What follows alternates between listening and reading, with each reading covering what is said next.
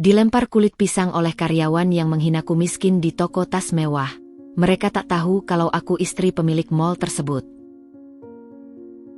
Halo Bunda, semoga Bunda semuanya dalam keadaan sehat dan bahagia ya. Sebelum masuk ke ceritanya, jangan lupa absen terlebih dahulu ya.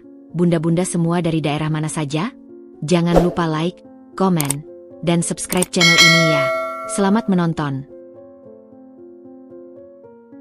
Aku, Dinda, istri dari Rudy, pemilik mall Grand Metropolitan, selalu lebih nyaman berpakaian sederhana. Bagiku, pakaian tidak menentukan siapa kita sebenarnya. Rudy selalu berusaha membelikan aku gaun-gaun mewah, perhiasan mahal, dan aksesori berkelas. Namun aku tetap memilih pakaian yang nyaman dan tidak mencolok. Hari itu, meski cuaca terasa panas, aku memutuskan untuk pergi ke mall tempat suamiku bekerja. Aku ingin melihat koleksi terbaru di toko Gucci di dalam mall tersebut, sesuatu yang jarang aku lakukan. Namun, hari ini terasa berbeda. Aku ingin menikmati waktu sendiri tanpa gangguan, jauh dari dunia glamor yang kadang terasa membebani.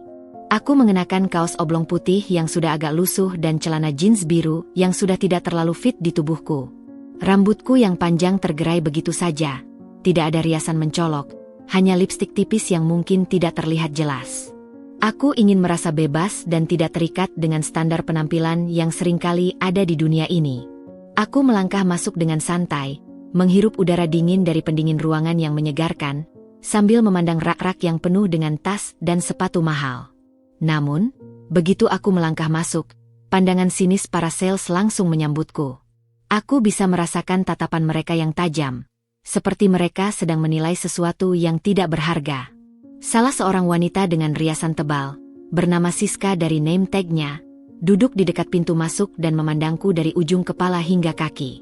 Wajahnya tiba-tiba berubah, tampak jijik, dan aku bisa melihat dengan jelas bagaimana ia berbisik kepada rekan-rekannya dengan nada yang tak ingin aku dengar. Aku berusaha untuk tidak menggubrisnya, tapi perasaan tidak nyaman mulai menyelinap masuk ke dalam diriku. Aku terus melangkah maju, berharap bisa melihat barang-barang yang ingin aku lihat tanpa adanya gangguan. Namun, saat aku sedang melihat-lihat tas di salah satu rak, tiba-tiba aku merasakan sesuatu yang menyentuh punggungku dengan keras. Plak, rasanya seperti sesuatu yang lembek dan licin. Aku menoleh dan mendapati kulit pisang yang tergeletak di lantai, sedangkan Siska dan beberapa karyawan lainnya tertawa terbahak-bahak. Aku terkejut, tidak tahu harus bereaksi bagaimana. Pandanganku berubah tajam, dan aku bisa merasakan panas di wajahku. Aku merasa sangat dihina. Rasa malu bercampur dengan kemarahan yang mulai merasuki hati. Mereka jelas tidak mengira bahwa aku tahu bagaimana menghadapi situasi seperti ini, tetapi aku juga tidak ingin membiarkan mereka menang begitu saja. Siska, dengan senyum mengejek, berkata, "Maaf, enggak sengaja," sambil menahan tawa. Beberapa karyawan lain yang ada di sana ikut tertawa kecil, seolah-olah ini hanya candaan yang tidak berarti. Tapi bagiku, itu bukan sekadar lelucon. Itu adalah penghinaan yang tak bisa dimaafkan. Aku mengambil tas yang ada di rak itu, sebuah tas berharga yang tentu saja mereka semua tahu takkan mampu mereka beli dengan gaji mereka.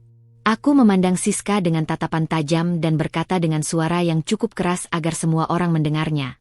Aku datang ke sini untuk membeli tapi kalian meremehkanku seolah aku tak mampu membeli. Gaji kalian saja tidak cukup untuk membeli tas ini. Reaksi yang kutunggu datang. Mereka terkejut, seolah tidak percaya bahwa aku bisa berbicara dengan begitu tegas dan tajam. Beberapa detik setelah aku mengucapkan kata-kata itu, suasana di dalam toko terasa sangat tegang. Siska, yang tadi sempat memandangku dengan jijik, kini mematung. Wajahnya yang sebelumnya penuh dengan senyum sinis kini berubah menjadi merah padam, menahan malu dan marah. Karyawan-karyawan lain juga ikut diam, seolah tak tahu harus berkata apa. Namun, meski mereka tampak terkejut, aku tahu bahwa ini adalah langkah pertama dari pertarungan yang lebih besar. Tapi sebelum mereka sempat merespons, pintu toko terbuka dan keluar seorang pria bertubuh tegap. Pak Hendra, manajer toko, keluar dengan ekspresi cemas di wajahnya, lalu segera menghampiriku. Pak Hendra, yang tampaknya terperangah dengan apa yang baru saja terjadi, mencoba mengatur napas dan berkata dengan gugup, "Bu Dinda, kami benar-benar minta maaf. Itu tidak seharusnya terjadi. Suaranya gemetar, dan aku bisa melihat betapa cemasnya dia saat menyadari siapa yang tengah dia hadapi. Namun, kata-katanya hanya terasa seperti angin lalu. Aku tahu permintaan maaf itu datang terlambat, karena penghinaan yang baru saja aku alami tidak bisa dihapus begitu saja dengan kata-kata manis. Siska berdiri dengan wajah memerah, matanya menatapku dengan penuh kebencian. "Kau pikir ini selesai begitu saja?" ujarnya, suaranya penuh dengan ketidaksabaran. "Kau mungkin merasa hebat sekarang, tapi kamu tidak tahu siapa yang sebenarnya mengendalikan segala sesuatu di sini." Kalimat itu keluar begitu tajam dan penuh dendam. Aku bisa merasakan amarah yang terpendam di balik kata-katanya. Namun, aku tidak takut. Aku hanya tersenyum sinis, tak berniat untuk memberikan jawaban. Siska dan beberapa karyawan yang lain mungkin berpikir bahwa aku akan terdiam dan menelan penghinaan ini begitu saja. Mereka salah besar. Sebagai seorang istri dari Rudy, aku tidak hanya dikenal karena penampilanku yang sederhana, tapi juga karena keberanianku untuk berdiri di atas hak-hakku. Ini adalah dunia yang penuh dengan permainan kekuasaan, dan aku tidak akan membiarkan mereka memainkan permainan itu di atas pundakku. Aku menatap Siska sekali lagi, kali ini tanpa ampun. "Kamu tidak hanya salah pilih sasaran, Siska," kataku dengan tenang, namun penuh tekanan. "Kamu memilih untuk menghinaku, tapi aku bukan orang yang mudah dipermainkan. Aku mungkin tidak sekelas kamu dalam hal barang mewah, tapi aku punya sesuatu yang tidak bisa kamu dapatkan, harga diri." Suaraku terdengar dingin, penuh keyakinan. Aku tahu bahwa aku sedang berbicara kepada seseorang yang sudah terbiasa merasa superior dengan status sosial dan penampilannya. Namun kini dia harus menghadapi kenyataan bahwa dunia tidak selalu berjalan sesuai keinginannya. Beberapa detik kemudian, aku berbalik dan berjalan menuju pintu, meninggalkan toko dengan langkah yang mantap. Aku bisa merasakan mata semua orang tertuju padaku, tapi aku tak peduli. Aku tahu bahwa dengan setiap langkah yang aku ambil, aku tidak hanya meninggalkan toko itu, tapi juga menandai awal dari sebuah perubahan besar. Mungkin mereka tidak akan pernah tahu betapa berartinya momen itu bagi aku, karena itu adalah saat di mana aku tidak lagi diam saja saat dihina. Setelah keluar dari toko, aku berhenti sejenak di depan pintu mal. Udara di luar terasa lebih segar. Aku menarik napas panjang, mencoba menenangkan diri setelah apa yang baru saja terjadi. Meskipun aku merasa lega karena telah membela diri, di dalam hatiku tetap ada keraguan tentang apa yang akan terjadi selanjutnya. Siska pasti tidak akan menerima begitu saja apa yang terjadi. Rasa dendam dan amarahnya pasti akan membawanya untuk mencari cara balas dendam. Aku merogoh tas dan mengeluarkan ponsel untuk menghubungi Rudy. Tidak perlu menunggu lama, dia langsung mengangkatnya. "Dinda, ada apa?" Suara Rudy terdengar khawatir, seperti dia sudah merasakan sesuatu yang tidak beres. Aku menceritakan kejadian yang baru saja terjadi, mulai dari perlakuan sinis para sales hingga kulit pisang yang melempar punggungku.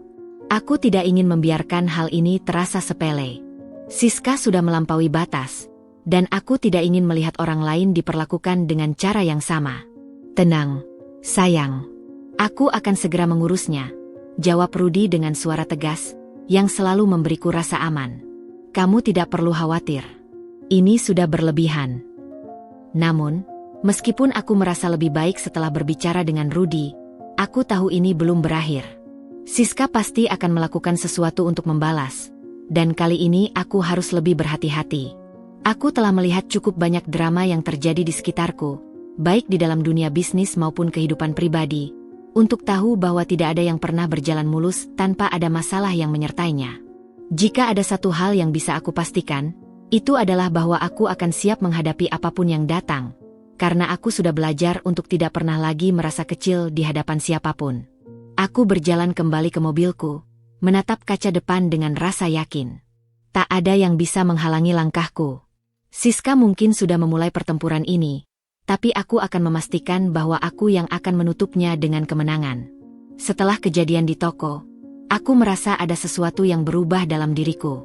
Tidak hanya karena perlakuan yang aku terima, tetapi juga karena rasa marah yang mulai menyelimuti hatiku. Mungkin aku tidak seharusnya merasa begitu, mengingat aku memiliki segalanya. Suami yang sukses, kehidupan yang mapan, dan kenyamanan yang tak bisa dibeli dengan uang. Namun, Hari itu, aku menyadari bahwa ada hal yang jauh lebih berharga daripada segala harta benda yang kumiliki, dan itu adalah harga diri. Siska, dengan sikapnya yang begitu merendahkan, telah melewati batas. Aku tahu bahwa dia tidak akan menerima begitu saja apa yang telah terjadi. Tidak ada orang yang mudah melupakan penghinaan, terutama seseorang seperti Siska yang jelas-jelas merasa bahwa dunia ini berputar sesuai dengan keinginannya. Namun, aku takkan memberi ruang untuk permusuhan ini berkembang lebih jauh. Aku tahu bahwa meskipun dia dipecat dari toko, dendamnya terhadapku takkan berhenti begitu saja. Hari-hari setelah insiden itu berjalan biasa-biasa saja. Rudy, yang sangat peduli padaku, berusaha menenangkanku dan menyarankan agar aku melupakan kejadian itu. Biarkan saja dia pergi, Dinda. Siska hanya seorang karyawan. Dia tidak akan bisa melakukan apa-apa lagi, katanya suatu malam, saat kami duduk bersama di ruang makan, menikmati makan malam yang disiapkan oleh koki pribadi kami. Namun, meskipun kata-kata Rudy penuh keyakinan, aku merasa ada sesuatu yang mengganggu. Aku tidak bisa begitu saja melupakan bagaimana Siska memperlakukanku, dan aku tahu bahwa dendamnya akan membara lebih lama daripada yang bisa aku bayangkan. Beberapa minggu setelah kejadian itu, aku mulai mendengar bisik-bisik di sekitar mall. Rumor tentang diriku mulai beredar, namun kali ini bukan tentang penampilanku, melainkan tentang kehidupanku yang sebenarnya. Aku yang selalu merasa nyaman dengan kehidupan pribadi kami yang tenang, tiba-tiba merasa terpojok oleh gosip yang semakin tak terkendali. Aku mendengar dari beberapa teman dekat, bahwa Siska sedang menyebarkan cerita bahwa aku hanyalah istri simpanan Rudy, bukan istri sah yang sahih. Dia menggambarkan aku sebagai wanita yang hanya tahu menghabiskan uang, bukan sebagai sosok yang memiliki kontribusi nyata dalam dunia bisnis atau kehidupan sosial suamiku. Pada awalnya, aku mencoba untuk tidak terlalu menghiraukan kabar-kabar ini. Namun, semakin lama aku mendengar cerita-cerita tersebut, semakin aku merasa ada yang tidak beres. Ini lebih dari sekadar rumor biasa. Ini adalah serangan yang sengaja dirancang untuk merusak reputasiku.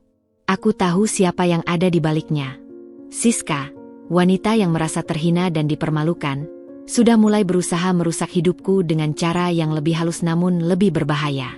Dia tidak akan berhenti di sini, dan aku tahu bahwa jika aku tidak bertindak, semua yang telah aku bangun akan runtuh begitu saja. Aku berusaha untuk tetap tenang dan tidak terbawa emosi. Namun, semakin aku memikirkan hal ini, semakin aku merasa perlu untuk melakukan sesuatu. Aku tahu bahwa ini bukan sekadar soal harga diri. Ini tentang melindungi diriku, suamiku, dan kehidupan yang telah kami bangun bersama. Aku bukan orang yang suka berkonfrontasi, tetapi aku juga tidak akan membiarkan diriku diperlakukan dengan tidak adil tanpa melakukan apapun. Suatu hari, saat aku sedang duduk di ruang kerja, melihat tumpukan dokumen yang harus kuselesaikan, ponselku berdering. Di layar tertulis nama salah satu teman sosialitaku, Clarissa. Aku mengangkat telepon dengan sedikit rasa curiga. "Hai, Dinda." Suara Clarissa terdengar ringan namun ada nada serius di baliknya. "Aku baru saja mendengar sesuatu yang aneh. Dari karyawan yang waktu itu menghinamu, Siska, dia mulai menyebarkan foto-foto yang katanya adalah kamu dan Rudy. Tapi foto itu sangat aneh. Foto-foto itu terlihat seperti rekayasa." Mendengar kata-kata Clarissa, aku langsung merasa ngeri. Apa lagi yang bisa dia lakukan? Dia bukan hanya menyebarkan rumor, tapi sekarang dia sudah melangkah lebih jauh, mencoba untuk mendiskreditkan aku dengan cara yang lebih kejam. "Apa maksudmu foto rekayasa?" tanyaku. Suaraku hampir tidak terdengar. Clarissa menjelaskan lebih lanjut bahwa foto-foto tersebut menunjukkan diriku yang sedang berada di tempat-tempat yang tidak pernah aku datangi, dengan pria yang tidak aku kenal. Foto-foto itu tampak seolah-olah menunjukkan hubungan gelap antara aku dan seseorang, menggambarkan aku sebagai wanita yang tidak setia kepada suamiku. Ini adalah fitnah yang sangat kejam, dan aku tahu bahwa ini adalah usaha Siska untuk membuatku terlihat seperti orang yang tidak bermoral. Kemarahan mulai tumbuh dalam diriku. Tidak hanya sekadar rumor atau pembicaraan belakang. Ini adalah sebuah usaha untuk menghancurkan hidupku. Aku tidak akan membiarkan hal ini berlanjut. Siska mungkin berpikir bahwa dengan menyebarkan foto-foto palsu, dia bisa menghancurkan diriku. Tetapi aku tahu lebih baik. Ini bukan pertama kalinya aku menghadapi orang-orang yang mencoba merusak reputasiku. Namun, kali ini berbeda. Kali ini, aku akan melawan dengan segala yang aku punya. Aku tahu bahwa aku harus bergerak cepat. Aku tidak bisa membiarkan waktu berlalu begitu saja sementara Siska terus melancarkan serangannya. Dengan bantuan tim hukum yang dimiliki oleh Rudy, aku memutuskan untuk melawan balik. Kami mulai melakukan penyelidikan tentang asal-usul foto-foto tersebut dan siapa yang menyebarkannya. Tidak ada yang akan lolos begitu saja. Siska mungkin merasa puas dengan apa yang dia lakukan, tetapi dia akan segera menyadari bahwa dia telah salah memilih musuh. Aku menghubungi beberapa orang di sekitar kami yang memiliki pengaruh, meminta mereka untuk menjaga agar kabar-kabar palsu ini tidak tersebar lebih luas. Selain itu, aku juga berbicara dengan beberapa media sosial yang bisa membantu mengklarifikasi situasi dan mengungkap siapa yang sebenarnya berada di balik kebohongan ini. Aku tahu bahwa dengan setiap langkah yang kuambil, aku semakin dekat dengan tujuan, untuk membalikkan keadaan dan membuat Siska menyesal atas tindakannya.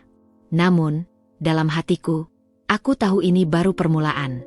Jika Siska berpikir bahwa dia akan menang dengan cara ini, dia salah besar.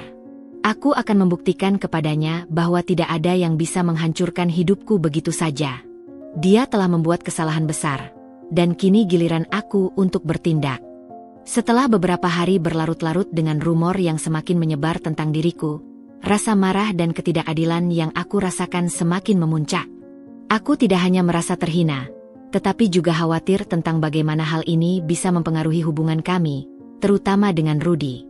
Sejak awal, aku selalu berusaha menjaga privasi dan keseimbangan dalam hidup kami. Tetapi kini, dengan fitnah yang tersebar begitu cepat, segala sesuatunya berubah menjadi sebuah pertempuran. Aku tahu, aku tidak bisa hanya diam menunggu semuanya mereda. Siska telah melangkah terlalu jauh, dan aku akan melawan dengan segala yang aku miliki. Hari itu, aku memutuskan untuk bertemu dengan tim hukum Rudy. Aku tahu bahwa kami membutuhkan strategi yang lebih matang untuk membalikkan keadaan ini. Mereka mengatakan bahwa foto-foto palsu yang beredar memang berasal dari sumber yang sulit dilacak. Namun ada satu hal yang pasti, semuanya sudah direncanakan dengan sangat matang. Dari setiap langkah yang diambil, aku mulai mencium adanya konspirasi besar yang tersembunyi di balik semua ini. Siska bukanlah orang yang cukup pintar untuk melakukan semua ini sendirian. Ada seseorang yang mendukungnya. Seseorang yang memiliki lebih banyak kekuasaan dan koneksi daripada yang bisa aku bayangkan. Dan orang itu, aku mulai curiga, adalah seseorang yang sudah lama berusaha membuat hidup Rudy dan aku terpuruk. Malam itu, aku dan Rudy duduk berdua di ruang tamu, membahas langkah-langkah yang akan kami ambil selanjutnya. Rudy tampak sangat serius. Wajahnya yang biasanya tenang kini menunjukkan sedikit kegelisahan. Dinda, kita harus mengungkap siapa yang dibalik semua ini. Tidak mungkin Siska bisa bekerja sendiri. Dia pasti punya orang yang membantunya. Dan aku rasa orang itu punya akses yang sangat kuat. Aku merasa ada sesuatu yang lebih besar yang sedang dimainkan, kata Rudy, matanya menyala dengan tekad. Aku mengangguk setuju. Aku juga mulai berpikir begitu. Siska mungkin hanya pion dalam permainan besar ini, dan dia mungkin tidak tahu seberapa dalam dia sudah terjebak. Namun, yang membuatku bingung adalah siapa yang sebenarnya mengatur semuanya. Mungkinkah itu salah satu pesaing bisnis Rudy? Atau, lebih buruk lagi, mungkin seseorang yang sangat dekat dengan kami? Aku tak ingin berpikir tentang kemungkinan itu, namun aku tahu kami harus menggali lebih dalam. Kami pun memutuskan untuk menggandeng seorang detektif swasta yang sudah dikenal oleh Rudy. Dengan bantuan seorang ahli dalam penyelidikan semacam ini, kami berharap bisa mendapatkan informasi yang lebih jelas tentang siapa yang berpotensi terlibat. Detektif tersebut, Pak Arif, adalah pria berusia sekitar 50-an yang tampaknya sudah berpengalaman menangani kasus-kasus serupa. Setelah pertemuan singkat, Pak Arif mulai menyelidiki sumber-sumber informasi yang ada, termasuk orang-orang yang sempat dekat dengan Siska dan siapa saja yang memiliki akses terhadap foto-foto yang telah tersebar di media sosial. Pak Arif terus menggali informasi lebih dalam, dan kami mendapatkan bukti yang lebih kuat tentang keterlibatan Daniel dalam skenario ini. Bahkan, kami menemukan bahwa Daniel sebenarnya memiliki catatan panjang tentang usaha-usaha bisnis yang tidak jujur dan beberapa keterkaitannya dengan dunia hitam. Semua ini membuka mataku lebih lebar tentang seberapa dalam dan berbahayanya permainan yang sedang kami hadapi. Namun, meskipun rasa takut dan kecemasan sempat merayap, aku tahu bahwa aku tidak bisa menyerah. Kami sudah terlalu jauh untuk mundur. Rudy dan aku sudah berkomitmen untuk mengungkapkan siapa yang benar-benar bertanggung jawab, dan kami akan melakukannya dengan cara yang tegas. Tidak ada jalan mundur, hanya satu jalan maju, dan kami bertekad untuk menghadapinya bersama. Malam itu, aku duduk di ruang kerja kami yang luas, menghadap layar komputer yang menunjukkan bukti-bukti baru yang ditemukan oleh Pak Arif. Setiap kali aku membaca laporan yang masuk, rasa cemas semakin melingkupi hatiku. Seakan dunia yang kuanggap aman mulai runtuh satu persatu. Namun, aku tahu bahwa apa yang sedang aku hadapi bukan hanya tentang diriku atau Siska. Ini adalah ujian besar bagi kami, terutama bagi Rudy.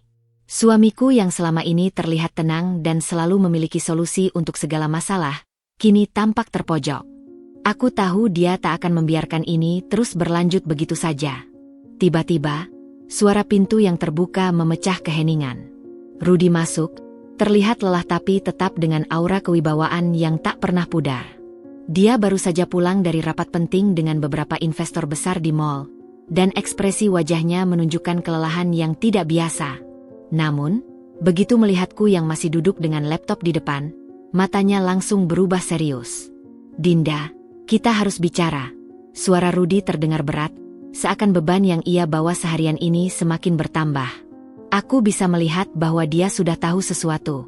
Sebelum aku sempat menjawab, dia melangkah mendekat dan duduk di kursi di depanku. Pandangannya langsung tertuju pada layar laptop yang masih terbuka, memantulkan kilasan informasi yang sudah kami peroleh. "Jadi, kamu sudah tahu semuanya," ucapnya dengan nada yang tidak mengandung pertanyaan, lebih kepada sebuah pernyataan. Aku menghela napas panjang, kemudian menutup laptop, berusaha tidak terlihat cemas meski hatiku berdebar.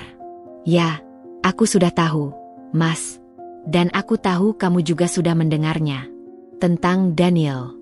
Tentang Siska. Semua ini sudah direncanakan sejak lama," jawabku, berusaha menahan emosiku agar tidak terlalu terbaca. Rudy terdiam sejenak. Wajahnya menunjukkan ekspresi yang sulit kubaca, antara marah, kecewa, dan kekhawatiran. "Aku tidak tahu harus mulai dari mana, Dinda. Semua ini begitu mengejutkan. Aku tidak pernah menyangka bahwa kita bisa terjebak dalam permainan kotor seperti ini," kata Rudy dengan suara serak, seakan berbicara pada dirinya sendiri. Aku tahu betul bahwa Rudy sangat terkejut. Biasanya dia adalah orang yang sangat hati-hati, selalu memikirkan setiap langkah bisnis yang diambilnya. Namun, kali ini, dia merasa seperti berada di dalam perangkap yang tak bisa dia hindari. Semua yang dia bangun, mall yang dia kelola dengan cermat, bisa runtuh hanya karena konspirasi yang dilakukan oleh orang-orang yang tidak ia duga. "Rudy, kita harus melawan ini. Aku tidak bisa hanya diam melihat mereka merusak segala sesuatu yang kita miliki. Ini bukan hanya tentang aku, ini tentang kita, tentang hidup yang telah kita bangun bersama. Aku tahu kamu merasa kecewa dan marah, tetapi kita harus berjuang. Jika kita tidak bertindak sekarang, mereka akan semakin kuat," kataku, berusaha memberikan semangat padanya. Rudy menatapku dengan mata yang lebih tenang, namun aku bisa melihat bagaimana kemarahan dan rasa takut bercampur di dalam dirinya. "Aku tahu, Dinda. Aku tahu kita harus bertindak. Tapi yang membuat aku terkejut adalah bagaimana semua ini bisa terjadi di depan mataku, tanpa aku tahu sedikit pun. Daniel, dia adalah saingan lama kami, tetapi aku tidak pernah menyangka dia akan melakukan hal sejauh ini. Siska, aku rasa aku benar-benar salah menilai dia. Kita harus membalas serangan ini dengan cara yang benar," katanya dengan tatapan yang tajam, seakan siap untuk melakukan sesuatu yang besar. Aku mengangguk, merasa lega karena akhirnya Rudy mulai menunjukkan tekadnya untuk melawan. "Kita akan melakukannya dengan cara yang benar, Rudy. Tapi kita harus tahu siapa yang ada di balik semua ini. Daniel dan Siska mungkin hanya bagian dari puzzle yang lebih besar. Aku curiga ada orang-orang lain yang terlibat, mungkin orang dalam kita sendiri. Kita harus hati-hati." Rudy menatapku lebih intens, seolah mencoba mencerna apa yang baru saja aku katakan. "Kamu benar. Ini bukan hanya soal Siska atau Daniel. Ada sesuatu yang lebih besar yang sedang mereka rencanakan, dan kita harus menggali lebih dalam. Aku sudah memikirkan untuk melibatkan pihak berwenang, tapi aku ingin kita berhati-hati. Jika kita gegabah, kita bisa saja terjebak dalam permainan mereka, katanya, suaranya mengandung kewaspadaan yang mendalam. Apapun yang terjadi, kita harus tetap tenang, Rudy, jawabku, mencoba menenangkan hatinya yang mulai dipenuhi kecemasan. Kita sudah jauh dari titik ini. Kita tahu siapa yang terlibat, dan kita bisa memanfaatkan itu untuk membalikkan keadaan. Rudy mengangguk, lalu duduk lebih nyaman di kursi, seakan merenung sejenak. Aku sudah cukup lama berada di dunia bisnis, Dinda, dan aku tahu betul betapa liciknya permainan seperti ini. Tapi tidak akan ada yang bisa menghancurkan kita begitu saja. Aku tidak akan membiarkan Daniel dan orang-orang ini merusak segalanya. Kita akan melawan, dan kita akan menang. Aku tersenyum tipis, merasa lebih lega karena akhirnya kami berada di jalur yang sama. Aku tahu kamu bisa, Rudy. Aku percaya padamu. Namun, meskipun kami sudah sepakat untuk bergerak maju, ada satu hal yang menggangguku. Sesuatu yang lebih besar dari sekadar dendam pribadi Siska atau ambisi Daniel. Jika mereka bisa merencanakan semua ini tanpa kami ketahui, apalagi yang bisa mereka lakukan? Dan siapa saja yang terlibat dalam konspirasi ini? Aku tahu ini baru permulaan, dan perjalanan kami masih panjang. Tetapi satu hal yang pasti, aku tidak akan pernah menyerah begitu saja. Kami akan mencari kebenaran, dan kami akan memastikan bahwa tidak ada satupun yang bisa merusak hidup kami tanpa membayar konsekuensinya. Rudy dan aku kini tahu bahwa kami harus lebih berhati-hati. Tetapi bersama-sama, kami akan menghadapi apapun yang datang. Apapun yang terjadi, kami tidak akan menyerah. Hari-hari setelah percakapan itu dengan Rudy terasa semakin tegang. Kami berdua tahu bahwa kami tidak bisa tinggal diam. Dalam setiap pertemuan yang kami lakukan, setiap langkah yang kami rencanakan, rasa cemas selalu mengikuti. Namun, aku berusaha tidak menunjukkan kekhawatiranku. Rudy, meskipun tampak lebih tegas dari biasanya, juga tidak bisa menutupi kecemasan yang semakin terlihat di wajahnya. Kami tahu kami sedang berhadapan dengan sesuatu yang lebih besar dari sekadar intrik bisnis. Ini adalah perang yang melibatkan orang-orang yang sangat licik dan siap melakukan apa saja untuk menghancurkan kami. Suatu malam, aku pulang sendirian setelah mengurus beberapa urusan di luar kota. Rudy terjebak dengan beberapa rapat yang tidak bisa ia tinggalkan, dan aku tahu betul bahwa dia lebih suka berada di sampingku, mengawasi setiap langkah yang kami ambil. Tetapi aku bisa merasakan bahwa ada sesuatu yang tak beres, meskipun tidak bisa kubuktikan dengan jelas. Sudah beberapa hari terakhir ini aku merasa diikuti, namun aku tidak ingin terlalu curiga tanpa alasan yang jelas. Saat aku memasuki parkiran mall, suasana malam itu terasa tidak seperti biasanya. Ada sedikit keheningan yang mencekam. Lampu-lampu parkir yang biasanya terang, kini tampak meredup. Aku merasa seperti ada yang mengintai, meskipun tidak ada tanda-tanda mencurigakan di sekitarku. Aku mempercepat langkahku, mencoba untuk tidak terjebak dalam ketakutan yang kian mendera. Aku baru saja menekan tombol remote untuk membuka pintu mobilku, ketika tiba-tiba sebuah suara keras terdengar dari belakang. "Hei, perempuan, jangan coba-coba lari," teriak seorang pria dari dalam kegelapan parkiran. Aku terkejut dan berbalik. Tetapi sebelum aku sempat melihat siapa dia, sekelompok pria, mungkin 3 atau 4 orang, muncul dari balik mobil yang terparkir. Mereka mengenakan jaket hitam dengan topi yang menutupi sebagian wajah mereka, namun aku bisa melihat tatapan tajam mereka. Ini bukan pertama kalinya aku merasa terancam, tetapi malam ini aku tahu bahwa situasinya berbeda. "Siapa kalian?" teriakku, mencoba menjaga ketenangan. Namun, aku tahu bahwa suaraku terdengar gemetar, karena perasaan takut yang semakin mendalam. Salah seorang pria yang paling besar tubuhnya, mengenakan masker, melangkah lebih dekat, menghalangi jalanku. "Kami di sini untuk memberikan pesan," katanya dengan suara berat dan mengancam. "Ini balasan buat si tukang pecat orang, Dinda," serunya sambil tersenyum licik. Aku merasakan ketegangan yang semakin meningkat. Ini bukan hanya serangan fisik, tapi jelas ada sesuatu yang lebih besar di baliknya. Mereka ingin menakut-nakuti kami, dan aku tahu siapa yang ada di belakang mereka. Dalam sekejap, aku menyadari bahwa mereka tidak hanya berniat mengancam, tapi juga merencanakan sesuatu yang jauh lebih buruk. Aku sempat teringat percakapan dengan Rudy beberapa hari sebelumnya, ketika dia mengatakan bahwa mereka akan berusaha menyerang dari segala sisi. Dan kini, serangan ini datang begitu mendalam, langsung ke dalam kehidupan pribadi kami. Aku harus melawan, tidak peduli seberapa menakutkan situasinya. Instingku langsung bekerja. Sebagai seseorang yang pernah belajar bela diri beberapa tahun lalu, aku tahu aku tidak bisa hanya pasrah begitu saja. Menghadapi sekelompok orang yang lebih besar dan lebih kuat tidaklah mudah, tetapi aku telah dilatih untuk bertahan. Dengan cepat, aku melangkah mundur beberapa langkah dan menatap pria yang paling dekat denganku. Aku berusaha untuk tetap tenang dan berpikir cepat. "Coba serang aku kalau berani," kataku. Suaraku kini lebih tegas meskipun gemetar. "Aku tidak takut." Pria besar itu tertawa kasar, seakan menganggapku enteng. Tetapi saat dia melangkah maju, aku siap. Dengan gerakan cepat, aku menendang lututnya, membuatnya terhuyung mundur. Namun, sebelum aku bisa melakukan gerakan berikutnya, salah satu pria lainnya mendorongku ke samping dengan keras, membuatku terjatuh ke lantai. Aku merasakan rasa sakit yang tajam, tetapi aku segera bangkit. Tidak ada waktu untuk ragu. Dalam sekejap, aku meraih benda tumpul yang ada di dekatku, sebuah tongkat logam yang tergeletak di tanah. Dengan sigap, aku mengangkatnya dan menyapu ke arah salah satu pria yang sedang mencoba mendekat. Tongkat itu berhasil mengenai lengannya, membuatnya terhuyung dan menjerit kesakitan. Aku tahu aku harus cepat. Mereka tampak terkejut melihat perlawanan yang kutunjukkan.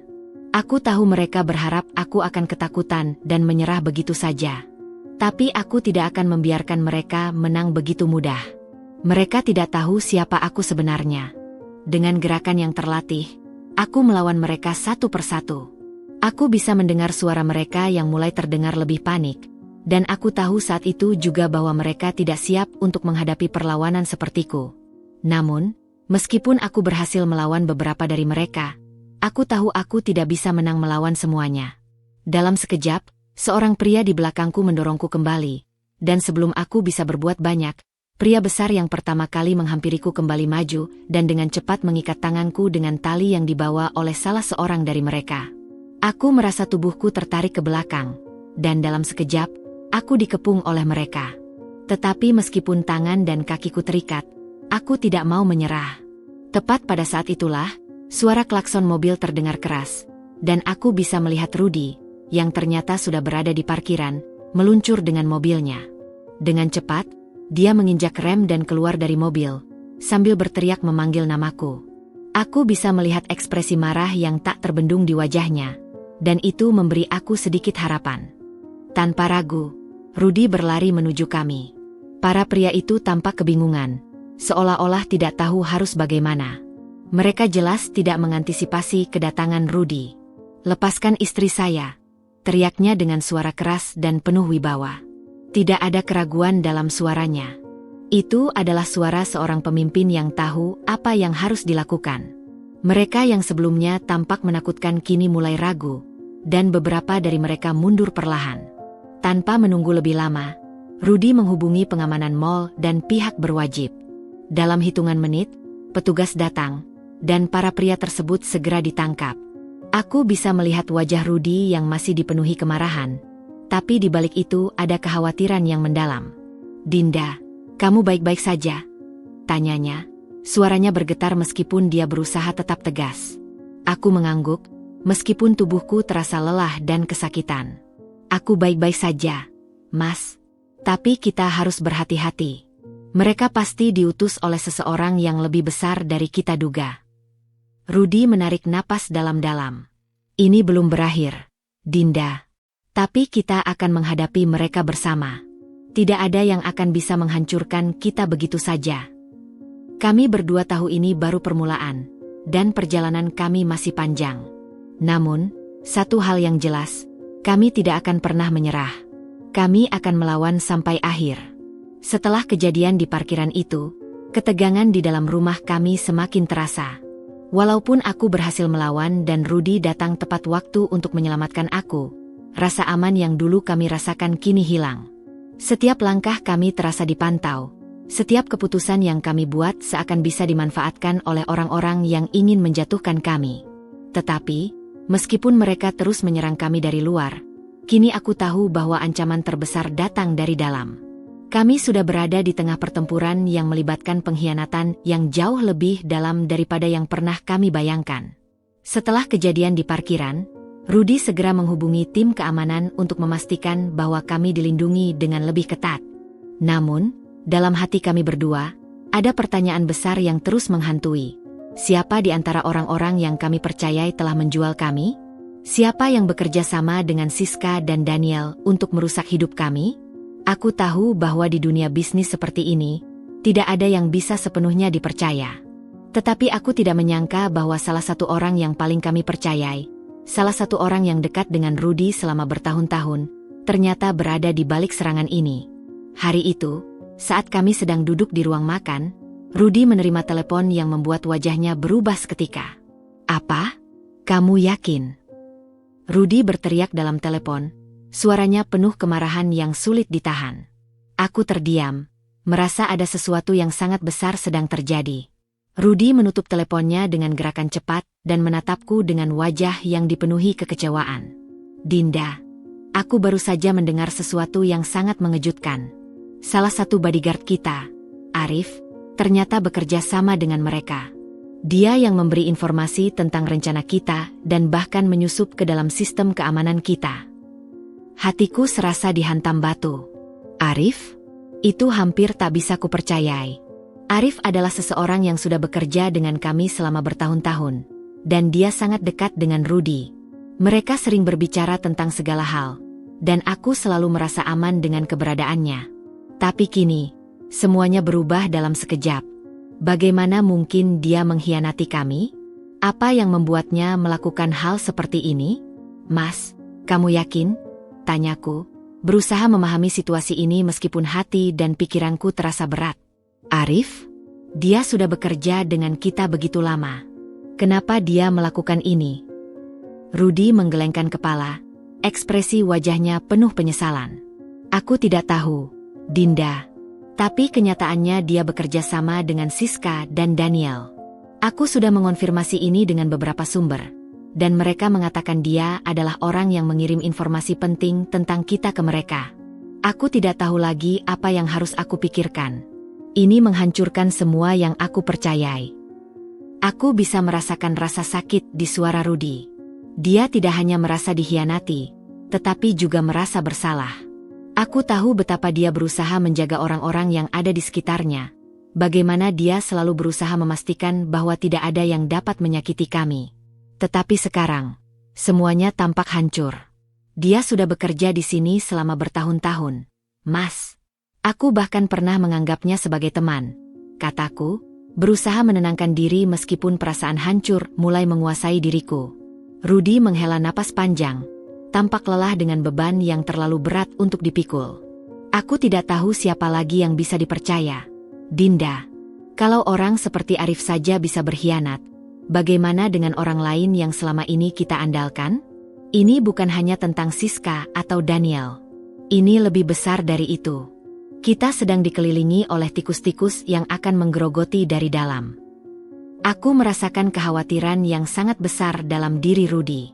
Kami sudah melalui banyak hal, tetapi kenyataan bahwa kami dikhianati oleh orang yang sudah lama ada di sekitar kami, seseorang yang dekat, adalah pukulan yang lebih berat daripada serangan fisik apapun. "Mas, apa yang akan kita lakukan sekarang?" tanyaku, mencoba menyusun langkah-langkah berikutnya. Kami tidak bisa diam dan menunggu begitu saja. Kami harus bergerak cepat, karena aku tahu mereka tidak akan berhenti hanya dengan satu kekalahan.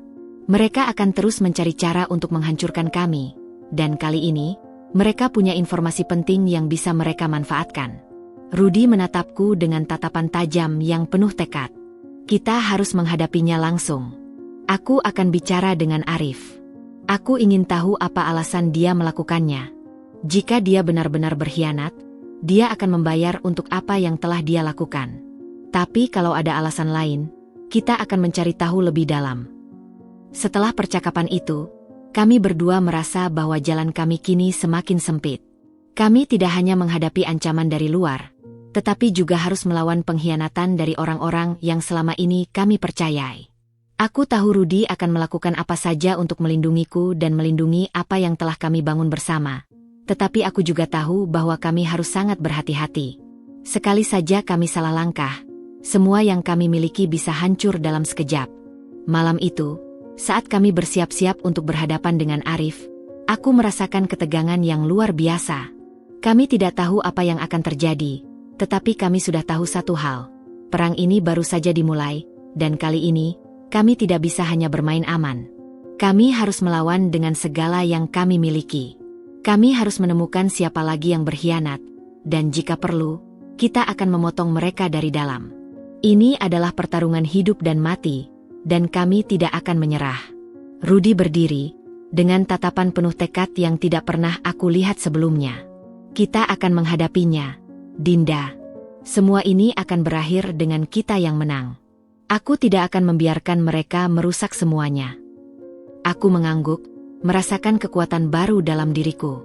Kami akan melawan, dan kali ini, tidak ada yang bisa menghentikan kami.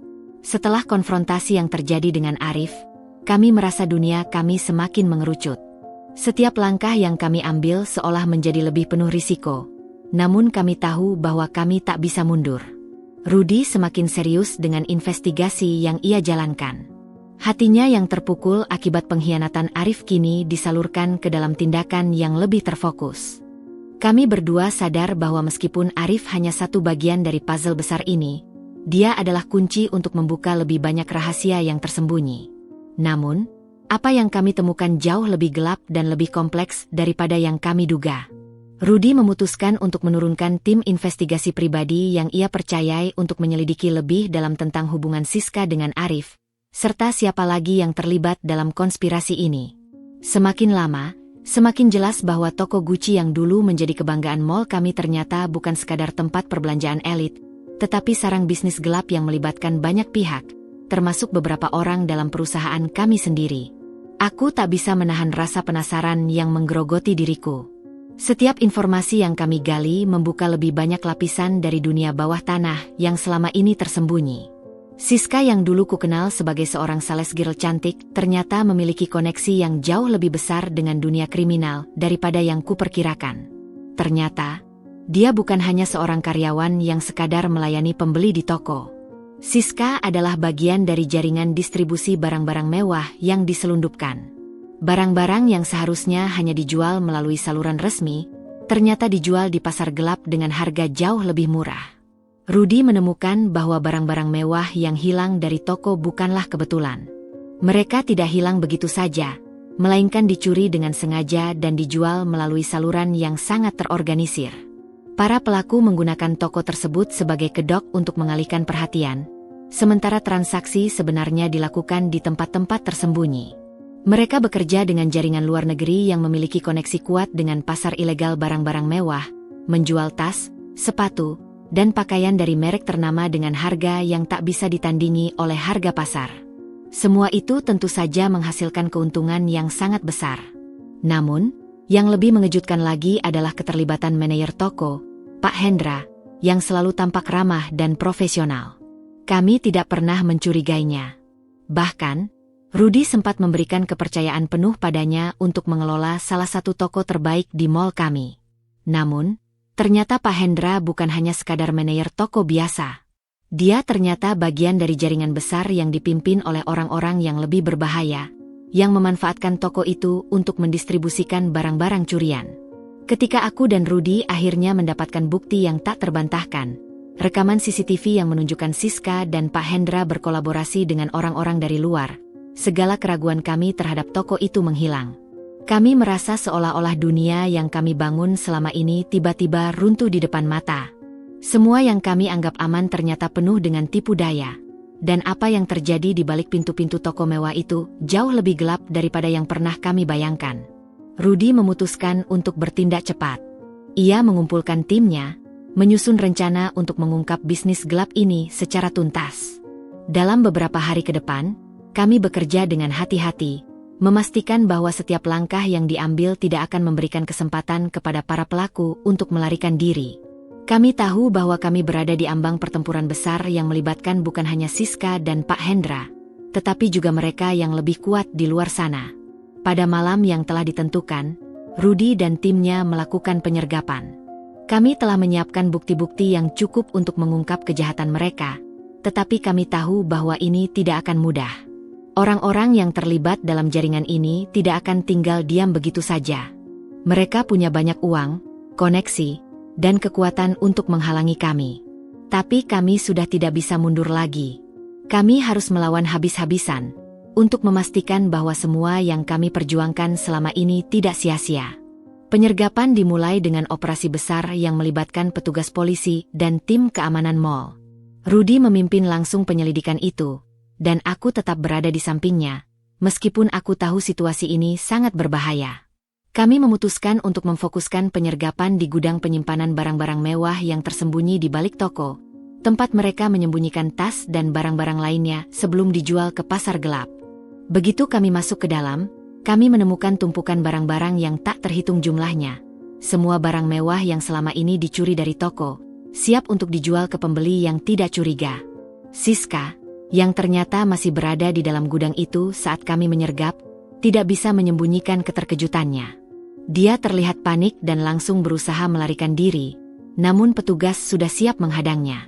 Rudy langsung memerintahkan untuk menangkapnya dan membawa dia untuk dimintai keterangan lebih lanjut. Pak Hendra juga ditemukan di dalam gudang tersebut, sedang mengawasi para pekerja yang memindahkan barang-barang ilegal itu. Melihatnya di sana, aku merasa kesal sekaligus kecewa. Ternyata, orang yang selama ini kami percayai untuk mengelola toko malah menjadi bagian dari kejahatan besar ini. Penyergapan itu mengungkapkan lebih dari yang kami harapkan. Siska dan Pak Hendra kini berada di tangan polisi, namun itu hanya sebagian dari kebenaran yang kami cari. Kami berhasil menggali jaringan bisnis gelap yang mereka bangun, tetapi meskipun semuanya mulai terbuka, aku merasa bahwa keadilan belum sepenuhnya tercapai. Siska dan Pak Hendra memang tertangkap, tetapi ada sesuatu dalam diriku yang merasa belum puas. Aku tahu, mereka hanyalah pion dalam permainan besar ini. Ada lebih banyak orang yang masih bebas, lebih banyak kepentingan yang terlibat. Setelah mereka dibawa ke kantor polisi, aku dan Rudy duduk di ruang kerja kami. Keheningan yang mencekam menyelimuti. Kami berdua tahu bahwa hari ini adalah kemenangan, tetapi kemenangan yang terasa pahit. Di satu sisi, kami telah berhasil menghentikan kejahatan besar yang bersembunyi di balik toko mewah itu. Tetapi di sisi lain, kami merasa seperti ada sesuatu yang masih mengambang. Kami belum berhasil menghentikan seluruh konspirasi ini. Apakah Siska dan Pak Hendra benar-benar pelaku utama? Atau ada orang lain yang lebih besar di balik mereka? Rudy memecah keheningan, suaranya rendah dan penuh perasaan. Dinda, kamu tahu kan, ini tidak akan berakhir begitu saja. Siska mungkin sudah tertangkap, tapi dia masih punya banyak teman yang ada di luar sana. Mereka akan berusaha melindunginya, mereka akan mencari cara untuk membalas. Kita harus siap menghadapi apapun yang datang. Aku mengangguk pelan. Aku tahu apa yang Rudy maksud. Siska bukan orang yang akan menyerah begitu saja. Dia memiliki dendam yang dalam terhadapku, dan dia bukan tipe orang yang akan duduk diam menunggu keadilan menghampirinya. Aku sudah merasakannya sejak lama, bahwa di balik senyum manisnya, dia menyimpan kebencian yang tak terhingga. Mungkin dia memang telah terperangkap dalam bisnis gelap itu, tetapi aku merasa dia lebih dari sekadar korban. Siska adalah seseorang yang dengan sengaja mengabaikan batas moral demi keuntungan pribadi, dan dia tidak akan membiarkan dirinya begitu saja dipermalukan tanpa perlawanan. Hari-hari setelah penangkapan itu terasa penuh ketegangan. Berita tentang penangkapan Siska dan Pak Hendra menyebar cepat, dan banyak orang yang mulai menghubungi kami. Beberapa di antaranya mengucapkan selamat, sementara yang lain tampak ragu-ragu, bahkan ada yang bertanya-tanya apakah kami benar-benar tahu siapa saja yang terlibat dalam bisnis gelap tersebut. Rudy menerima banyak telepon dari rekan-rekannya di dunia bisnis, banyak yang memberikan dukungan, tetapi ada juga yang mencoba mencari keuntungan dari situasi yang sulit ini.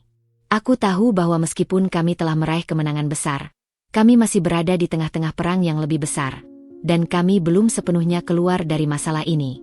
Suatu malam, Saat aku sedang duduk sendirian di ruang tamu, Rudy datang menghampiriku. Wajahnya tampak lelah, namun ada kilatan keteguhan yang tidak pernah pudar dari matanya. Dinda, kita harus menghadapi kenyataan. Siska, dia bukan orang yang mudah menyerah. Polisi sudah memulai proses hukum, tapi aku tahu, dia pasti punya cara untuk melarikan diri dari hukum. Aku ingin memastikan kita menangani ini sampai tuntas.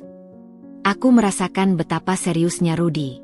Aku bisa melihat bahwa ini bukan sekadar tentang menghukum orang yang telah berbuat salah, tetapi lebih kepada memastikan bahwa keadilan ditegakkan dengan cara yang benar. Namun, di sisi lain, aku merasa khawatir. Siska adalah orang yang penuh ambisi dan licik. Jika dia benar-benar bertekad untuk balas dendam, dia tidak akan berhenti hanya dengan penangkapan ini. Aku tahu bahwa meskipun ia berada di balik jeruji besi, ia masih memiliki cara untuk melukai kami. Tak lama setelah percakapan itu, kabar mengejutkan datang. Siska, yang kami kira sudah terkunci di dalam sel penjara, tiba-tiba menghubungi salah satu pengacara ternama yang dikenal sebagai ahli dalam membebaskan klien-klien yang terjerat kasus besar. Pengacara itu, yang namanya sudah sering terdengar di dunia hukum, terkenal dengan kemampuannya mengeluarkan klien-klien dari masalah hukum yang tampaknya mustahil diselesaikan. Kami tahu, ini adalah langkah pertama Siska untuk mencari jalan keluar dari permasalahannya.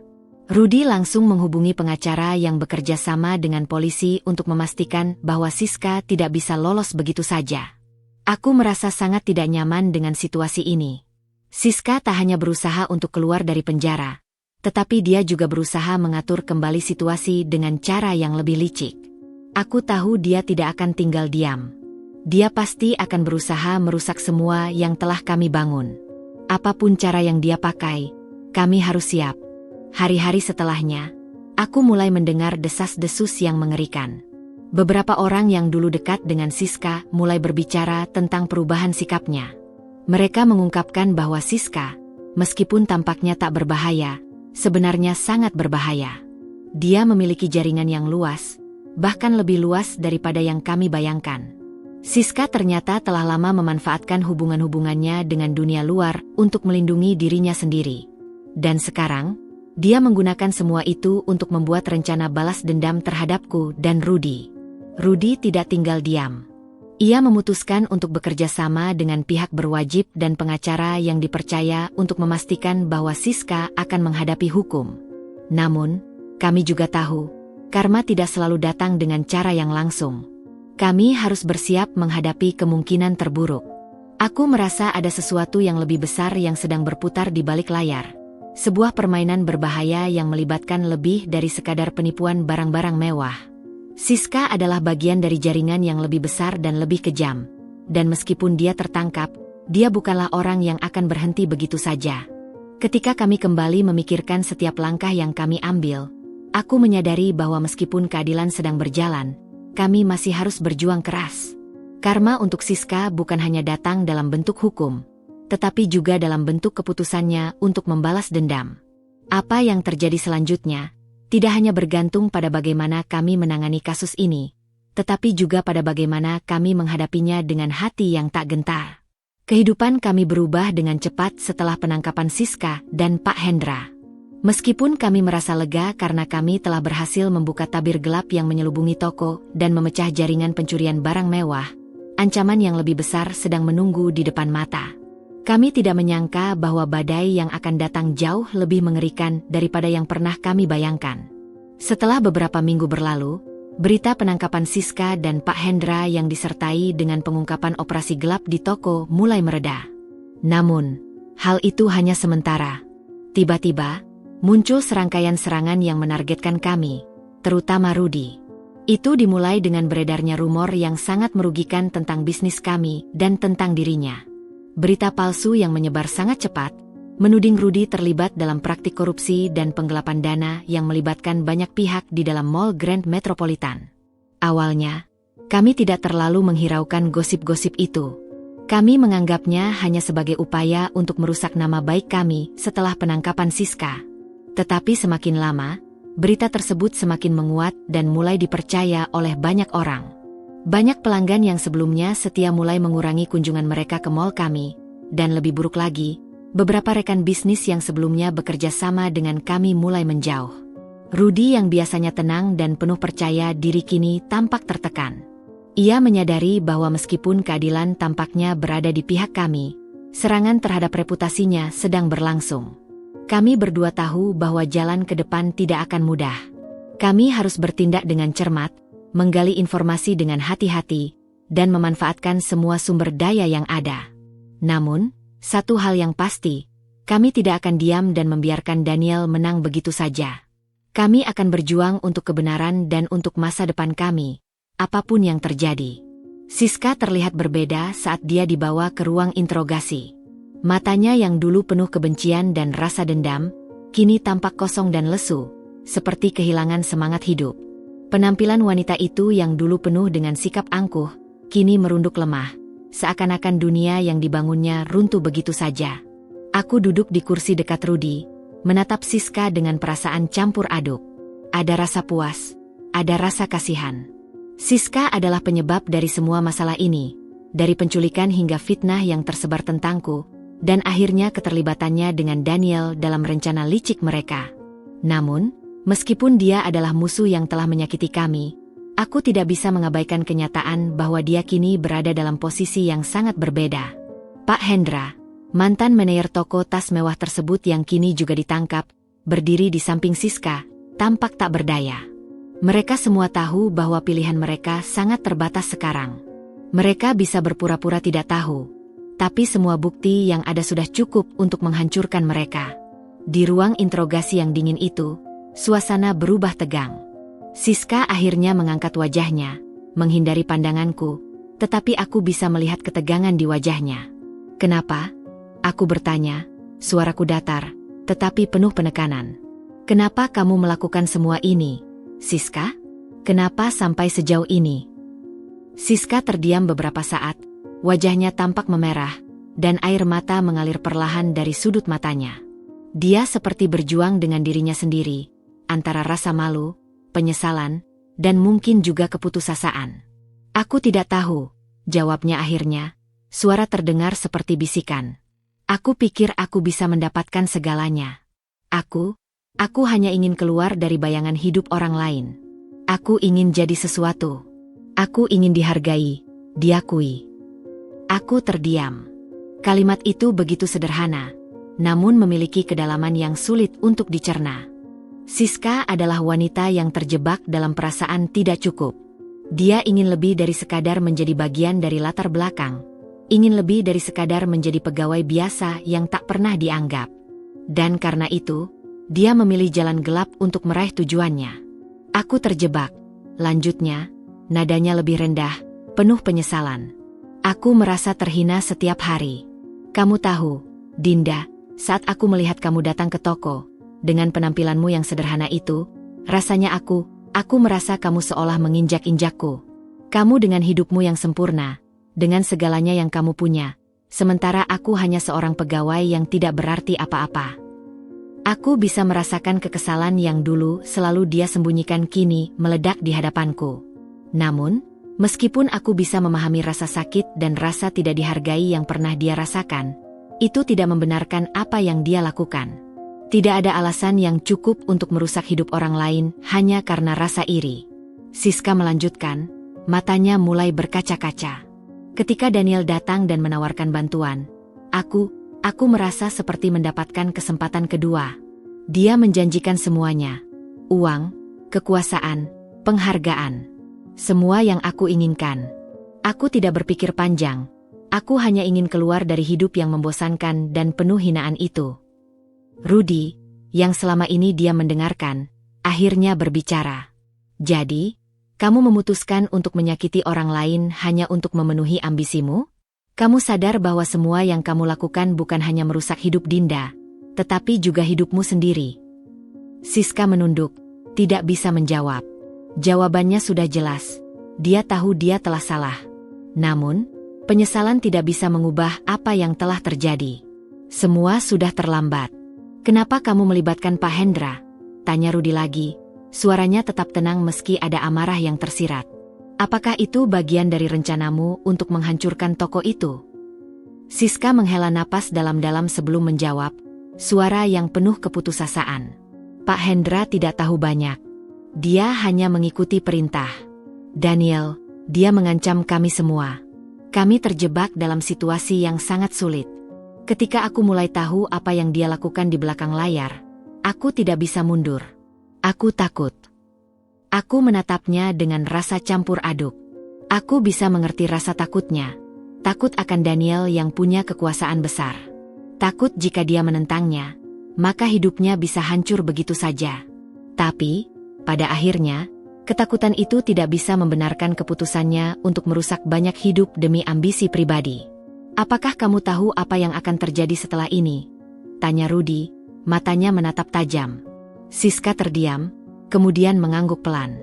Aku tahu aku akan dipenjara. Aku tahu aku sudah mengkhianati banyak orang. Tapi itu tidak akan pernah bisa mengembalikan apa yang sudah hilang. Tidak ada yang bisa memperbaiki semuanya. Aku merasa sakit hati mendengarnya. Siska, yang pernah begitu sombong dan penuh dengan kebencian, akhirnya harus menghadapi kenyataan pahit dari pilihan-pilihannya. Namun, aku tidak bisa menahan diri untuk tidak merasa sedikit iba. Dalam hatiku, aku tahu bahwa dia telah membayar harga yang sangat tinggi, meskipun itu tidak akan mengembalikan apa yang hilang. Apakah ada yang ingin kamu katakan sebelum semuanya berakhir? Tanya Rudy dengan suara yang berat. Kami sudah punya cukup bukti untuk mengirimmu ke penjara. Ini adalah pilihan terakhirmu. Siska menatap kami, matanya penuh dengan penyesalan, namun ada sedikit rasa kebencian yang masih tersisa. Aku tidak meminta ini. Aku tidak tahu bagaimana bisa jatuh sejauh ini, jawabnya pelan. Tapi aku tahu sekarang, aku akan kehilangan semuanya, dengan cara yang paling buruk. Aku melihatnya dengan mata yang lebih lembut. Kamu bisa memilih untuk mengakui kesalahanmu dan mencoba memperbaikinya. Tidak ada yang terlambat, Siska.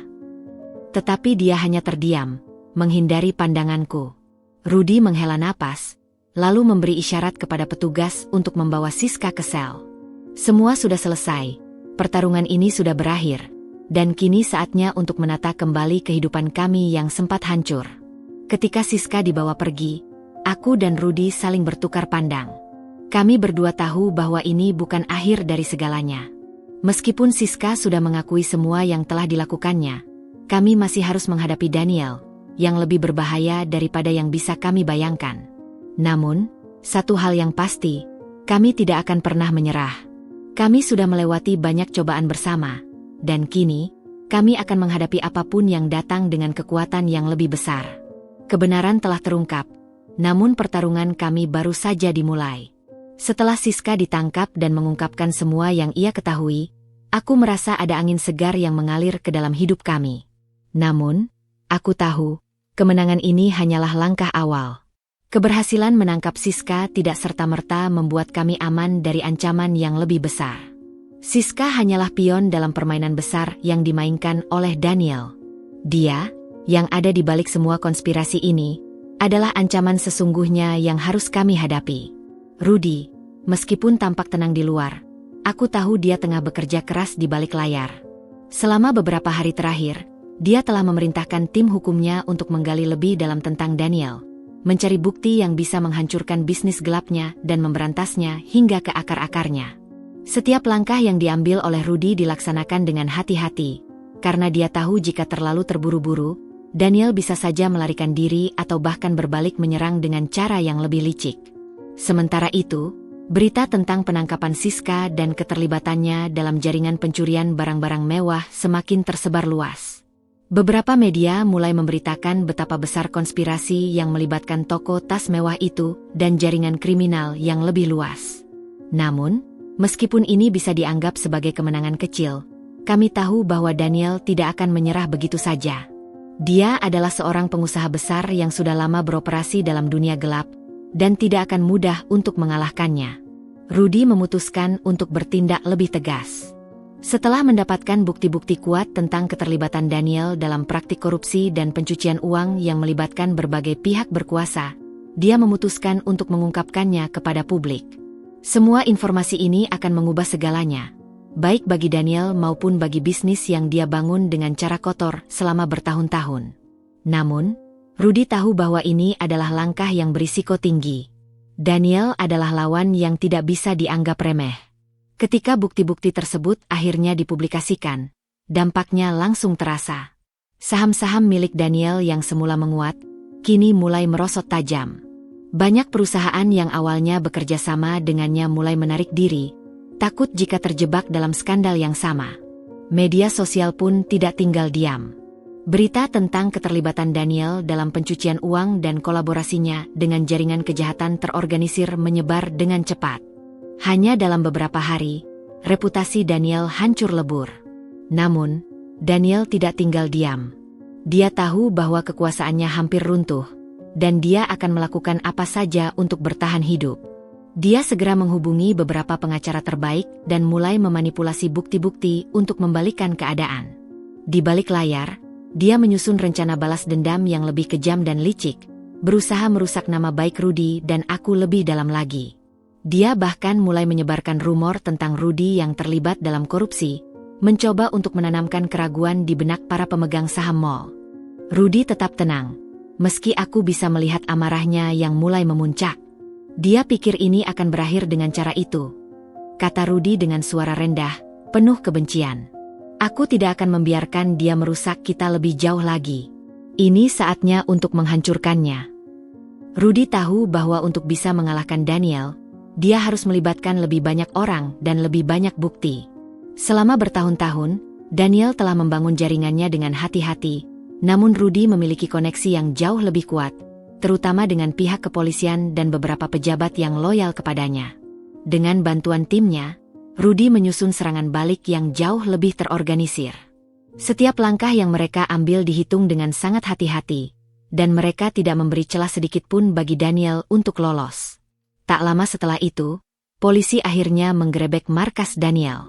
Mereka menemukan dokumen-dokumen yang membuktikan bahwa Daniel telah terlibat dalam sejumlah kasus penipuan, penggelapan uang, serta pengaturan bisnis ilegal.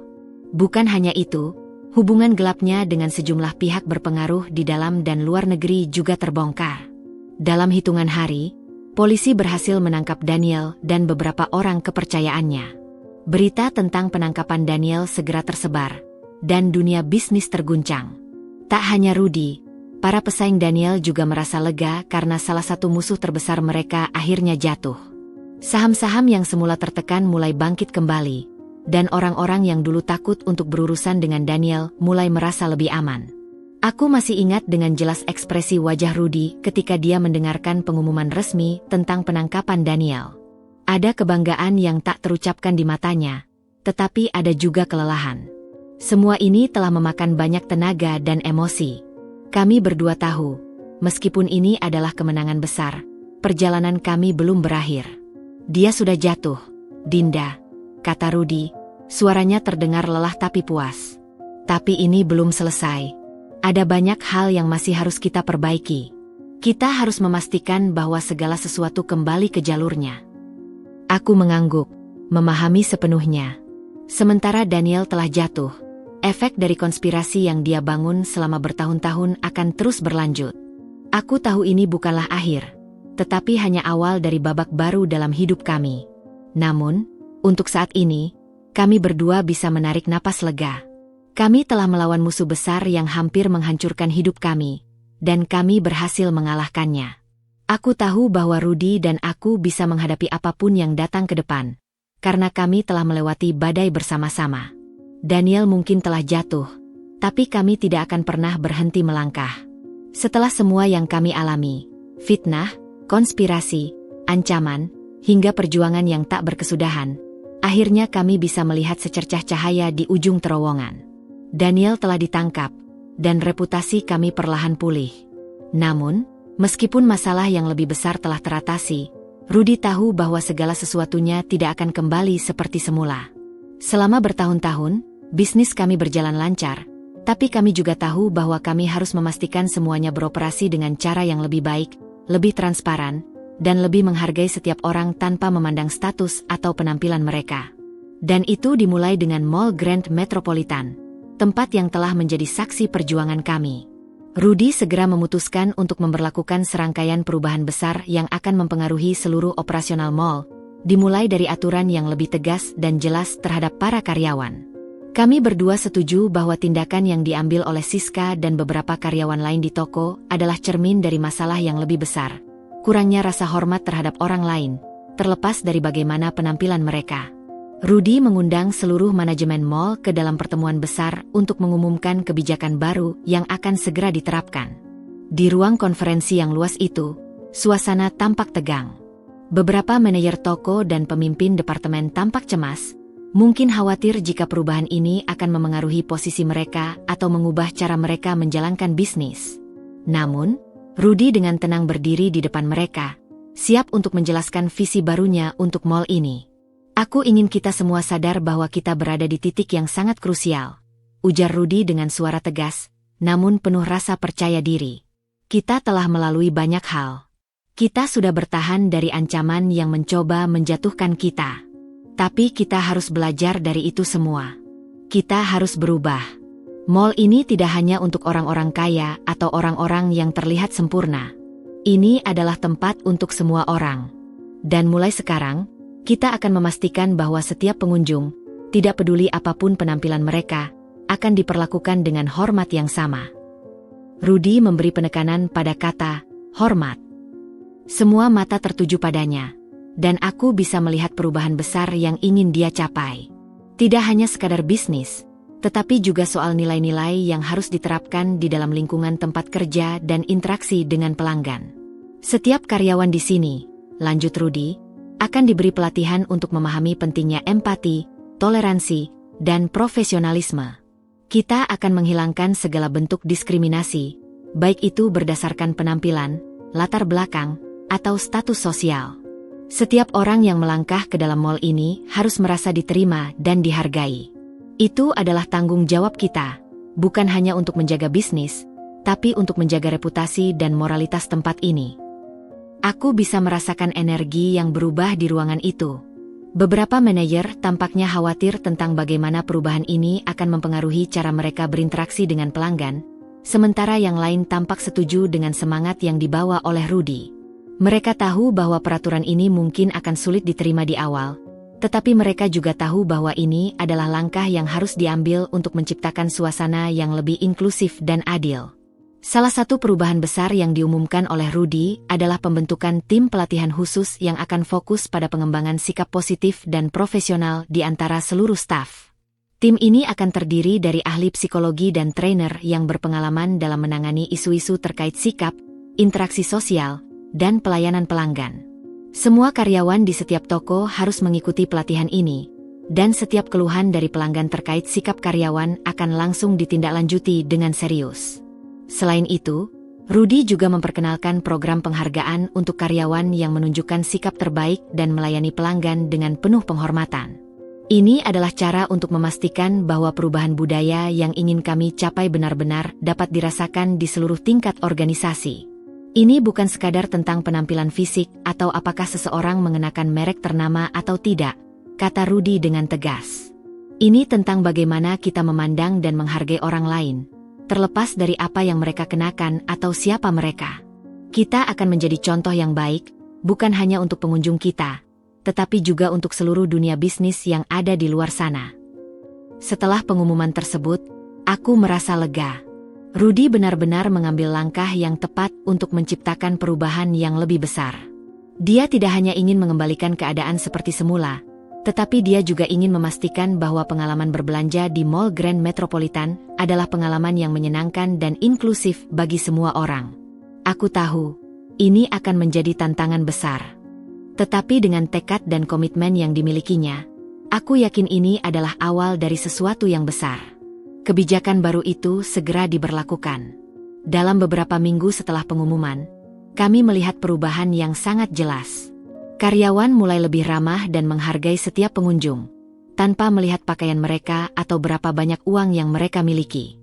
Banyak pelanggan yang datang merasa dihargai dan disambut dengan senyuman tulus. Mereka merasa nyaman untuk berbelanja, tidak merasa dihakimi atau diperlakukan dengan sikap sinis seperti yang dulu terjadi. Namun, tantangan terbesar datang ketika beberapa karyawan lama yang terbiasa dengan budaya lama merasa kesulitan menyesuaikan diri dengan kebijakan baru. Beberapa dari mereka mulai mempertanyakan perubahan ini, merasa bahwa mereka tidak bisa menyesuaikan diri dengan harapan yang ditetapkan. Ada kekhawatiran tentang bagaimana mereka akan dinilai oleh manajemen dan apakah mereka akan diterima dalam lingkungan yang lebih terbuka ini. Disinilah Rudy menunjukkan kepemimpinannya yang luar biasa. Dia memastikan bahwa setiap orang, baik yang baru maupun yang sudah lama bekerja di mall, merasa dihargai dan diberi kesempatan yang sama untuk berkembang. Dengan sabar, dia berbicara dengan para karyawan, memberikan mereka motivasi dan dukungan, serta mengingatkan mereka tentang visi besar yang ingin dicapai. Perubahan itu tidak mudah, kata Rudy suatu hari kepada sekelompok karyawan yang merasa cemas. Tapi ingat, perubahan ini bukan hanya untuk kalian, tetapi juga untuk para pengunjung kita. Dan kalian adalah bagian dari perubahan itu. Kalian adalah wajah dari mall ini, dan kita akan bangga dengan pelayanan kita yang penuh hormat dan kasih sayang. Akhirnya, setelah beberapa bulan, suasana di Mall Grand Metropolitan benar-benar berubah. Pengunjung merasa lebih nyaman, dan karyawan lebih profesional serta ramah. Reputasi mall pun semakin membaik, dan keuntungan mulai meningkat. Kami tidak hanya berhasil mengembalikan nama baik, tetapi juga menciptakan sesuatu yang lebih besar. Suatu tempat di mana semua orang, tanpa memandang siapa mereka, bisa merasa diterima dan dihargai. Aku tersenyum ketika melihat perubahan ini. Meskipun perjalanan panjang dan penuh tantangan telah mengajarkan kami banyak hal, satu pelajaran yang paling berharga adalah bahwa yang terpenting dalam hidup ini bukanlah penampilan luar, melainkan bagaimana kita memperlakukan orang lain. Dan aku bangga, Mall Grand Metropolitan kini menjadi bukti nyata bahwa perubahan itu mungkin. Dimulai dari hati yang tulus untuk menghargai setiap individu, tanpa terkecuali. Setelah melalui segala hal yang penuh intrik dan perjuangan, akhirnya hidupku kembali terasa tenang. Di balik semua drama, rencana balas dendam, dan upaya memperbaiki reputasi, ada satu hal yang aku sadari. Pertempuran terbesar bukanlah tentang memenangkan sesuatu yang material, tetapi tentang menjaga nilai-nilai yang benar dan membuat dunia di sekitarku menjadi lebih baik. Dan kini, setelah semua yang terjadi, aku merasa bahwa kami benar-benar mendapatkan kemenangan yang lebih besar dari sekadar penangkapan orang jahat atau pemulihan nama baik. Kami berhasil menumbuhkan sebuah perubahan yang berarti, bukan hanya bagi kami, tetapi juga bagi mereka yang ada di sekitar kami. Hari itu, aku kembali mengunjungi toko itu di Mall Grand Metropolitan, tempat yang pernah menjadi saksi penghinaan pertama yang aku terima. Tapi kali ini, aku datang dengan perasaan yang jauh berbeda. Aku masih mengenakan pakaian sederhana yang sama seperti sebelumnya, kaos oblong dan celana jeans usang yang sudah aku pakai berkali-kali, namun aku merasa lebih kuat. Aku tidak lagi merasa perlu untuk menyembunyikan siapa diriku atau merasa cemas tentang pandangan orang lain. Aku tahu sekarang bahwa apa yang penting adalah sikap dan niat, bukan penampilan luar. Begitu aku melangkah masuk ke dalam toko yang mewah itu, suasana langsung berubah. Seperti yang sudah kuharapkan, seluruh staf toko segera menyambutku dengan senyuman tulus dan sikap ramah. Tidak ada lagi pandangan sinis atau ejekan. Semua orang, dari manajer hingga sales, menyambutku dengan hormat, memberi ruang untukku memilih barang tanpa merasa dihakimi. Aku tahu mereka sudah dilatih untuk menghormati setiap pengunjung, apapun penampilan mereka, seperti yang diinstruksikan oleh Rudy sebelumnya. Itu adalah perubahan yang besar, dan aku merasa bangga melihatnya. Pak Hendra, manajer toko yang dulu tampak gugup ketika aku pertama kali datang, kini mendekat dengan senyum lebar di wajahnya. "Selamat datang kembali, Bu Dinda," katanya dengan nada yang penuh rasa hormat. "Kami sangat menghargai kunjungan Anda." Aku hanya mengangguk dan membalas senyumnya. "Terima kasih, Pak Hendra. Saya senang melihat semuanya berjalan dengan baik di sini."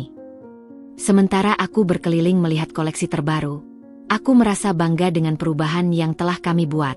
Tidak hanya di toko tas mewah tersebut, tetapi juga di seluruh mall. Rudy benar, perubahan itu dimulai dengan diri kita sendiri. Ketika kita mengubah cara kita memandang orang lain, kita membuka peluang untuk membangun hubungan yang lebih baik, lebih inklusif, dan lebih saling menghargai. Setelah beberapa saat, aku melihat seorang wanita muda yang tampak ragu-ragu memasuki toko. Dengan pakaian yang sederhana, dia tampak seperti seseorang yang mungkin akan diabaikan oleh karyawan jika tidak ada perubahan dalam sikap mereka. Namun, kali ini, Salah satu staf dengan penuh perhatian menghampirinya dan menanyakan apakah dia membutuhkan bantuan. Aku bisa melihat wanita itu terkejut, tetapi senyum kecil yang muncul di wajahnya menunjukkan bahwa dia merasa diterima. Itu adalah momen kecil yang mengingatkanku pada betapa pentingnya membuat orang merasa dihargai. Aku melanjutkan belanja dengan hati yang tenang, namun ada sesuatu yang berbeda kali ini. Aku merasa lebih ringan, lebih bebas. Tidak ada lagi rasa cemas atau tidak dihargai. Mungkin ini adalah apa yang sebenarnya aku butuhkan, bukan hanya pengakuan, tetapi pemahaman bahwa siapapun bisa diterima di sini, tanpa harus menunjukkan kekayaan atau status sosial. Di tengah perjalanan belanja, aku melihat Rudy yang masuk ke dalam toko. Wajahnya terlihat lebih santai daripada sebelumnya. Ketika melihatku, dia tersenyum dan mendekat. "Apa kabar?" tanya Rudy, memandangku dengan tatapan lembut yang selalu membuatku merasa nyaman. "Aku baik-baik saja," jawabku sambil tersenyum. "Senang melihat perubahan ini." Rudy mengangguk, matanya berbinar. "Aku juga. Semua ini tidak akan terjadi tanpa perjuangan kita. Tapi aku senang kita bisa menciptakan sesuatu yang lebih baik. Mall ini sekarang bukan hanya tempat berbelanja, tetapi juga tempat di mana orang merasa dihargai dan diterima." Aku tersenyum dan mengangguk. "Kita sudah belajar banyak dari semua ini, bukan?" Rudy mengulurkan tangannya, dan aku dengan senang hati menyambutnya. "Ya, kita belajar bahwa penampilan itu bisa menipu, tapi sikap dan bagaimana kita memperlakukan orang lain yang menentukan siapa kita sebenarnya." Aku merasa sangat bersyukur, tidak hanya karena kami berhasil melewati ujian besar dalam hidup, tetapi juga karena kami bisa merubah banyak hal menjadi lebih baik. Sepertinya hidup memang penuh dengan kejutan, dan kadang-kadang, kebahagiaan datang setelah melewati kesulitan yang panjang. Rudy dan aku kini tahu bahwa yang terpenting adalah menjadi diri sendiri, dan tidak membiarkan orang lain merendahkan kita hanya karena penampilan. Saat itu, aku menyadari satu hal penting. Tidak ada kebahagiaan yang lebih besar daripada melihat orang-orang yang kita sayangi, serta orang-orang di sekitar kita, tumbuh menjadi lebih baik, lebih bijak, dan lebih penuh kasih. Itulah yang sebenarnya membuat hidup ini indah. Setelah beberapa saat, kami meninggalkan toko itu dan berjalan bersama, menikmati suasana mall yang kini terasa lebih hangat dan penuh energi positif. Saat kami keluar dari pintu utama, aku berhenti sejenak, melihat ke langit yang cerah. "Apa selanjutnya?" tanyaku pada Rudy, sambil menatapnya dengan penuh rasa ingin tahu. Rudy tersenyum lebar dan memandangku. "Apapun itu, kita akan melakukannya bersama." Dan dengan itu, aku tahu bahwa perjalanan kami tidak akan berhenti di sini. Meskipun petualangan kami di Mall Grand Metropolitan telah mencapai titik akhir yang baik, hidup selalu menawarkan tantangan baru, dan kami akan siap menghadapinya bersama.